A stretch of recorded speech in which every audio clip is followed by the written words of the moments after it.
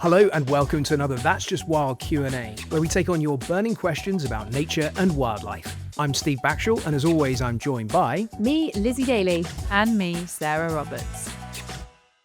Now, the first question for you, Steve, is from listener Rachel Lowe. What is physically the most challenging environment you have searched for an animal in that's made you appreciate their adaptations even more for surviving that environment? That is a very tricky question to ask, because for us as filmmakers, I'm going to ask you guys what you think about this in a second, the most challenging environment to work in is the rainforest, not so much because it's challenging to you physically, but because it destroys all your equipment, therefore making the filming process really, really hard. The most challenging environments for us would be the high mountains and the Arctic. Let's leave the deep sea aside for one second. So environments where it can be very cold and where the most essential thing for human life, oxygen, can be in very short supply. So tracking snow leopards high in the Himalayas or the mountains of Kyrgyzstan, searching for vultures, bearded vultures, and other high altitude animals. You know, we as human beings are just not built to survive at high altitude. It takes some real getting used to, acclimatizing. There is nothing that feels worse than having, mountain sickness. It feels like having the world's worst tequila hangover you could possibly have. Obviously, I'm giving away there that I've had a tequila hangover, maybe a little bit too much information, but the burning headache, the just desire to wrap your head up in a pillow and hope that everything goes away is kind of something that hangs with you whenever you're filming at altitude. The one that I would go for, though, is one that I spent a lot of time in and I absolutely love, but it's the Arctic. And you look at Arctic animals and you look at the adaptations they have to survive in temperatures that, we find brutal, and all of the expensive kit and technology that we need to survive in those environments. It's getting better and easier for us year by year. And the thing, and this is a little bit of a curveball, it doesn't really answer your question, Rachel, but the thing that I always get thrown back to is that those Arctic environments that I may be struggling to survive in a modern down jacket with the best quality tent money can buy, with the ability to, frankly, head indoors at some time during the day, it's not the animals so much that I look at and think, wow, your adaptations are astounding, but our ancestors. So the conditions that I would be experiencing in a, late Arctic winter with all those bits of kit that I'm talking about, our Pleistocene ancestors, both Neanderthalis and early man, would have lived in those conditions throughout the year, surviving and thriving, wrapped in whatever animal furs they could manage to find for themselves, making tents out of whale bones and chunks of snow. And that really does blow my mind. That's one of those things where I cannot imagine the fortitude that it must have taken for those peoples 20,000, 30,000 years ago who physiologically were pretty much identical to us now, today, but in terms of technology had next to nothing. I know that the two of you have spent a lot of time in, what we would call extreme environments. So what do you think? What's your take on that? I love that you picked that, Steve. I think on that theme, if I didn't pick rainforests, because as you say, they are some of the most difficult to be in, I would say probably up in Hudson Bay, we followed a pack of wolves in March last year, and just watching them operate in thick snow that, we can't navigate through without snow machines, and even then we're getting stuck, every few kilometers and tipping machines and all sorts. And then seeing them go to hunt for moose, these enormous animals that can do some serious damage. I think just getting a glimpse of what that's like and seeing them operate there in conditions with wind chill that's minus 50 degrees Celsius was an incredible thing. And as you said, Steve, it's like that ultimate cold that makes you really kind of appreciate how animals and people thrive there. Sarah, what about you? I think you've hit the nail on the head about how poorly adapted humans are to any of these places. Because what seems relatively difficult for us is incredibly easy for the animals that live there. And for me, I think the one that most demonstrated it was in the Galapagos, swimming, fighting for my life, I feel like, against some of the currents there underwater, just trying to stay roughly in one place and watching scalloped hammerheads just cruising, not even breaking a sweat. And there's me using up almost all my air, just trying to get to one place and stay there and cling on. So, yeah, I think it's just a testament to how wild wildlife is compared to us bald monkeys. Strong words, strong words. Although, I mean, I don't like to describe myself as being a bald monkey. I mean, you're You very got a bit, welcome you've to. got some tufts on the top of your head. Now, for you, Sarah, this is from Tom in Norwich, who says, "Hello, love this show. It makes my mornings driving into work. My question is, are there any examples of evolution in animals happening alongside us right now?" Well, the short answer is yes. I mean, evolution, it happens over a long period of time generally. The easiest thing to look at is the insects or anything that's got a short lifespan, because in comparison to our life, we can see a good few generations changing. The one I like to look at is probably bedbugs. I don't know if either of you guys have come across bedbugs in your traveling career. Oh, Oh, Horrible. yes. Yeah, worst nightmare. Unfortunately. So if you've not been bitten by bedbugs, it's an incredibly itchy night's sleep with lines and lines of red marks that are going to pop up on your skin. And we are in an arms race with them. So I think lots of insects are a great example, because you can see them building up resistance. And insecticide resistance is a good example of evolution, where you can see that their actual exoskeleton changes and gets thicker to avoid them getting killed off by insecticides. But I think one of the more interesting cases, though, is elephants. So in Mozambique, with the civil war that lasted 20 years, 90% of the elephants there were killed by poachers. And what used to be a really rare deformity, so female elephants being born without tusks, has now become quite common there, because it was a selective advantage to not have tusks. So what we are seeing is evolution happening before our eyes, because there you've got 50% of females over the age of 20 don't have tusks, they're tuskless. And then 33% of females between the ages of 10 and 20 years are also tuskless. So this should be an absolute rarity, but because of human actions, we've seen that happen a lot quicker than we would ever expect. I love that you talked about elephants there. It's the same in places like Sri Lanka, actually, with other populations, the subpopulation of the Sri Lankan Asian elephant. Lots of people don't realise, but only the males have tusks, and only 7% now have tusks because of the same things Wow. not being selected for.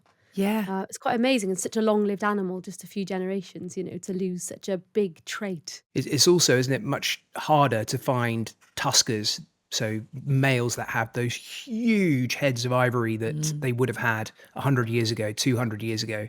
They are very, very few and far between now. And some of that obviously is just the direct poaching pressure, that they have been all taken out and they're all gone, except in places where you have quite healthy elephant populations.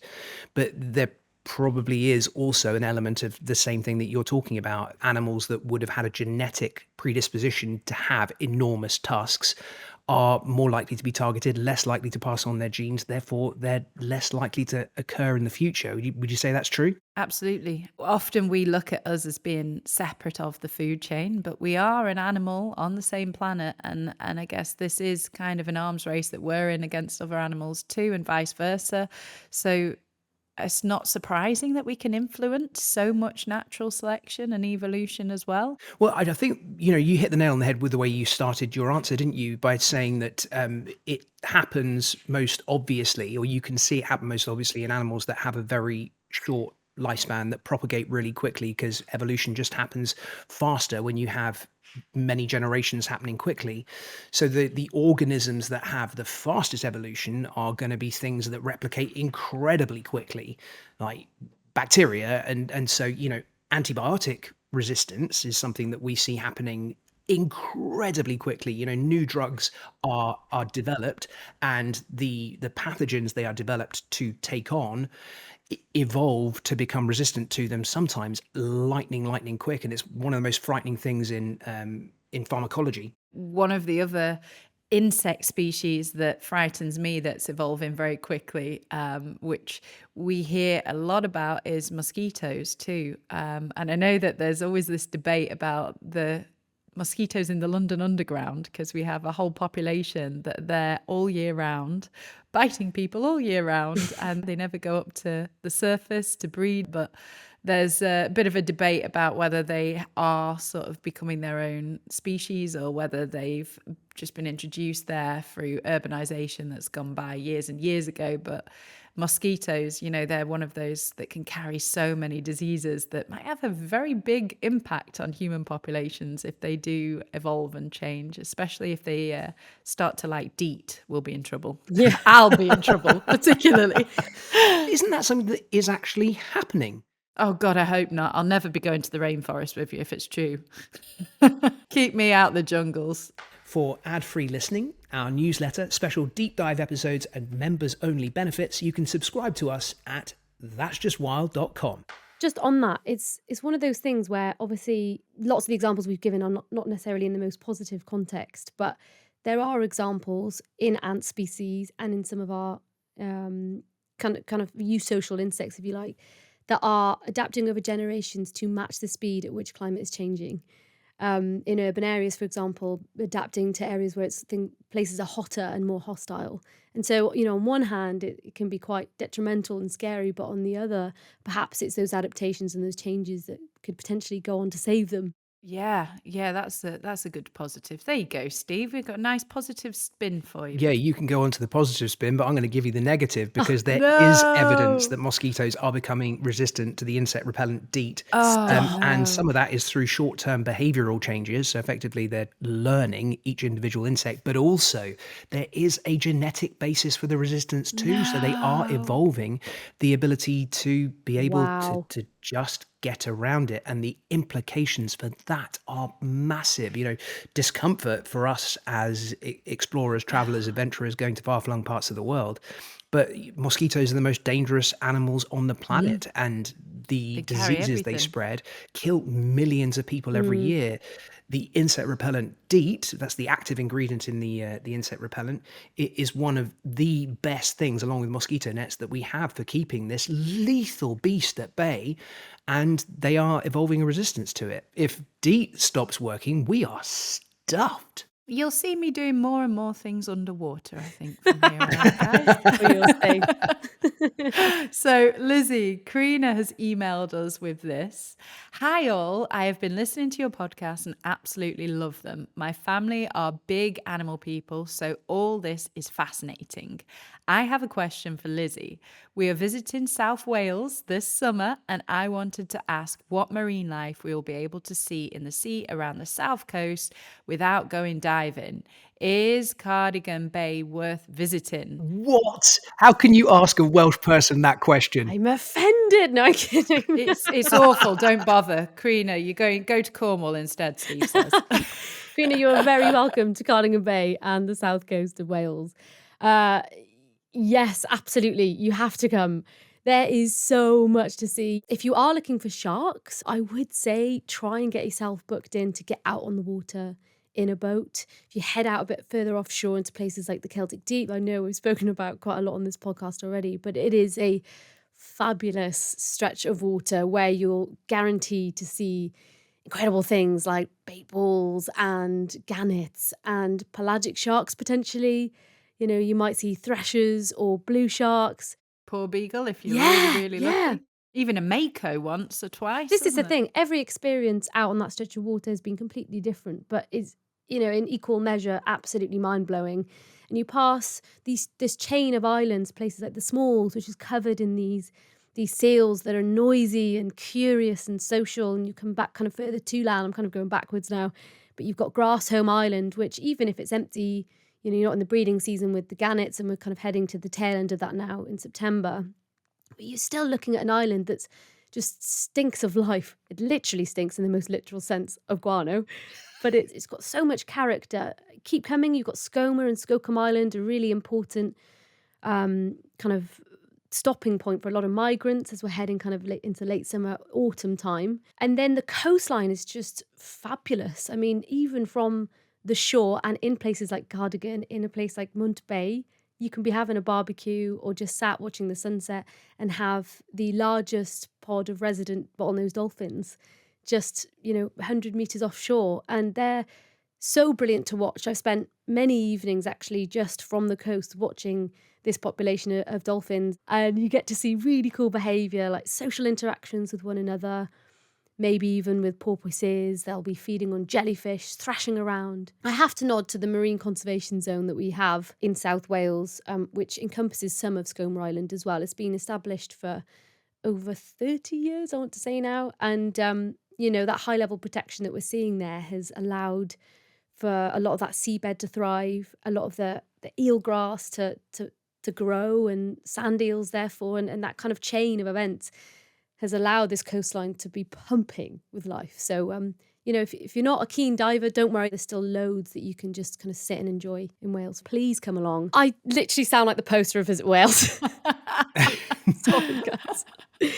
Okay, let's move on. A final question, Steve, comes from listener Ollie Jones, who asks, why can animals eat raw meat and drink dirty water without getting ill like a human would?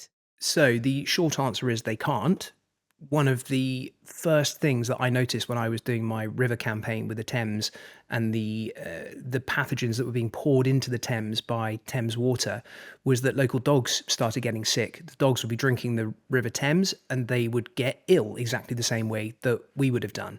There are, lots and lots of things that we suffer from that a huge amount of animals would suffer from too. There are exceptions, and the most notable exceptions would be vultures. So, I mean, kind of any animal that scavenges and that lives on carrion is going to have adaptations to make sure that they can do that without getting sick. Vultures are one of the best known. So they have a stomach acid which is nearly 0 pH, so it's about the same as battery acid. It can get through pretty much anything. They're well known for being able to consume carcasses that have botulinum toxin, which is lethal to just about everything else. Vultures can eat a carcass that has it with no apparent ill effects. The one, though, that I think is most interesting is crocodilians, and there's a reason for that. And so crocodilians, again, have phenomenal stomach acids, and they will feed almost entirely on rotting carcasses sometimes. A Nile crocodile can get stuck into a bloated hippo carcass that has been floating at the surface, that is inflated like a giant balloon. They'll tear it apart, they'll eat it, and suffer no ill effects, and that's down to their stomach acids. And the bit of it that I find really interesting is their poo. So crocodile poo is very, very distinctive. It's like a lump of chalk. So it's usually cylindrical in shape. You can crumble it between your fingers. There's no prey remnants in it at all. So if you're looking at the feces of a carnivore, then you'll be able to crumble it up and you'll have bits of hair and bits of bone and bits of feather in it, which will show you what that animal's been eating. You don't get that with crocodiles. Crocodile poo is just like chalk. It is absolutely crumbly, uniform in the size of the little grains of the essentially all of the bone bits that are left behind. And it is completely unique to crocodiles. The bit of this I really, really like, and I haven't been able to find any really good scientific literature to back this up, but there are lots and lots of stories of the fact that all the way back to the ancient Egyptians, people have recognized that crocodile feces are so unique and have such incredible properties that they were used as pessaries. That crocodile feces may even have been used as a primitive female sanitary item. No. Oh, wow. I mean, I have so many questions. No zoonotic risk of that, or was I mean, it just so well digested? It's a lot of risk, I imagine. Yeah, so what you've got is something that, like I say, there's nothing organic left in the feces of crocodiles. It is just crumbly chalk-like mineral. Absorbent. Is that partly because it takes them so long to digest their food? That's part of it. It's a slow process, right? It is a slow process. It's a slow process which they aid through basking in the sun. If they've had a really good meal, they might just sit around, do absolutely nothing but digest their food for long periods of time. But it's also due to the pH of their stomach acids, which are far more fierce than ours. It's been said that vultures can dissolve metal using their stomach acids. So cool. And crocodilians, pretty much the same. Yeah. They can just dissolve anything, and that includes the nasty toxins that would be in their decaying carrion meals.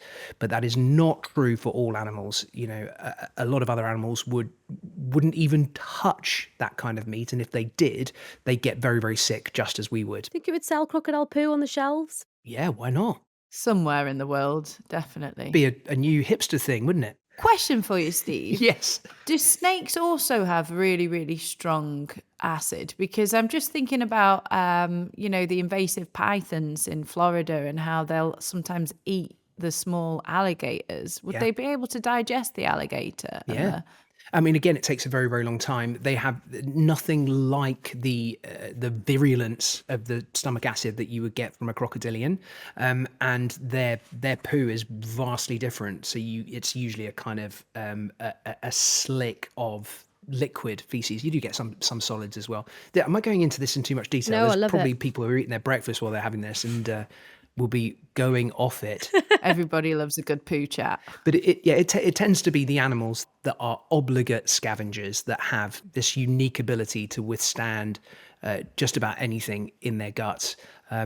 Pretty much everything else, they may be stronger than ours. Some of them, I'm sure, have more delicate tummies than we do. Yeah. Certainly, if you get yourself a little Pekingese lapdog, they'll hurl at just about anything you try and feed them, right? Oh, God, even Yamba, my husky, he's horrendous. In and out all night if he's eating something dodgy. It's like having a baby. But I'd imagine there's a layer of kind of that domestication being like a filter almost to give them foods that have become less exposed to those pathogens and things. And you mentioned vultures. If you look at their heads, they're not covered in feathers simply for that reason, to reduce the exposure to those pathogens and the bacteria that essentially gather on them while they're feeding. They've got a head inside a carcass. But I do wonder if there's kind of like, if over time we as humans could build up that resistance by, I'm not saying everyone go out and drink a dirty puddle right now or get your face in a bit of raw meat.